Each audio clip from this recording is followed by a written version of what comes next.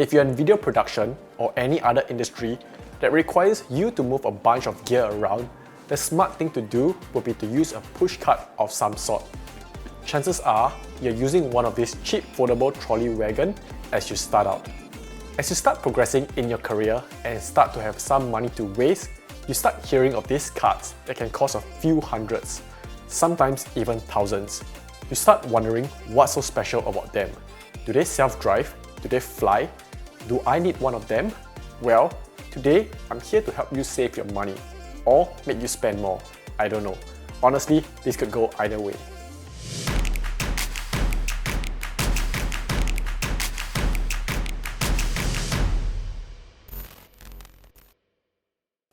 Hey guys, what's up? My name is Bernard and welcome to the channel. Today, I'll be going through the differences of an all-purpose trolley wagon and a more production-dedicated cart. There are a few carts marketed for video production, but the one we'll be looking at today is a rock and roller multi-cart. To be specific, I have the R6rt model, which is one of the smaller ones in their range, and I'll be comparing it to a generic trolley wagon I got from Kmart. First up, let's compare the price. The Kmart trolley costs only $79, and on average, you should be able to get something similar for $100. The R6rt costs more than $300, which is 3 times the price. And the larger the model, the more expensive it is. And that is before any accessories, so the price adds up very quickly. If you're on a budget, that pretty much limits your options. Next, let's talk about size.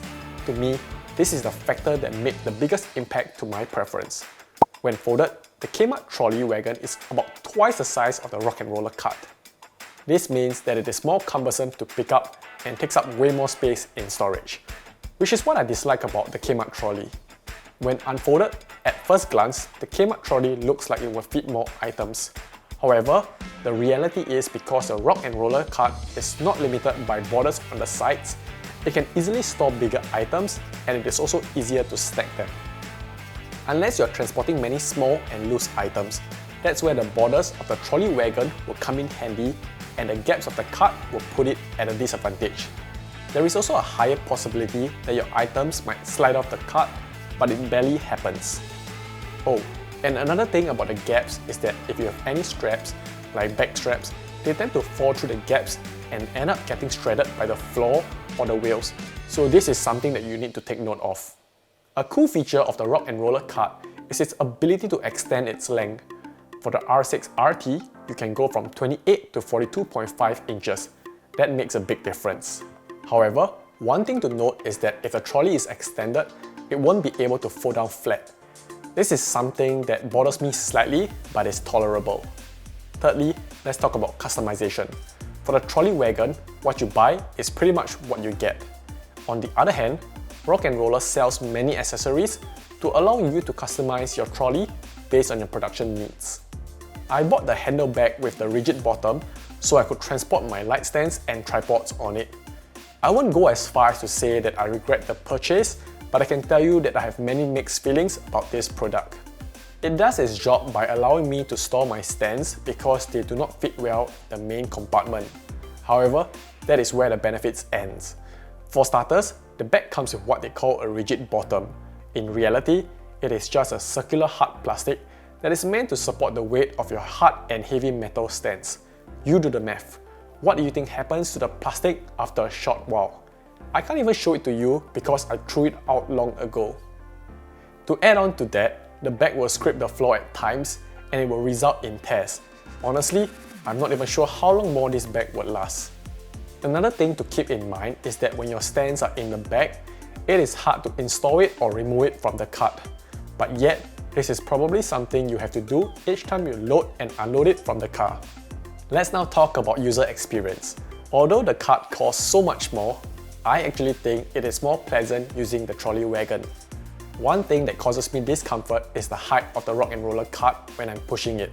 Its handles are pretty low and I'm 1.8 meters tall, so I have to slouch down quite a bit when pushing it.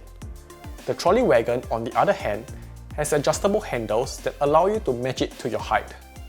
I also dislike the unlocking mechanism of the handles on the cart. I have to bend over to activate it and it requires quite a bit of pressure to work.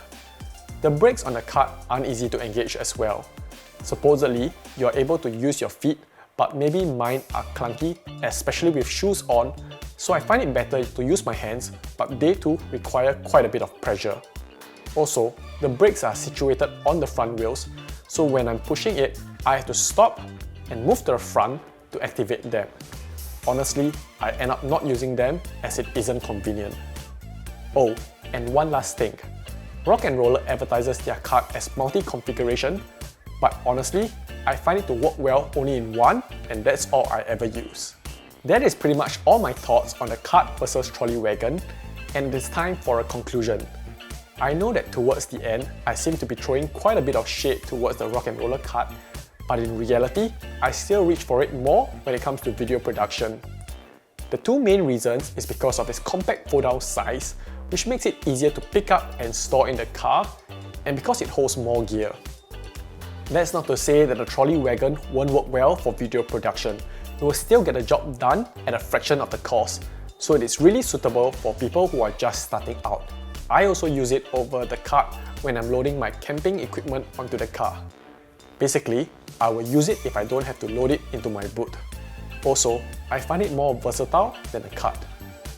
That pretty much sums up my recommendation on which trolley to get. I hope you enjoyed this video and found it useful. Don't forget to like and subscribe if you did. That's pretty much it for today. It's a wrap!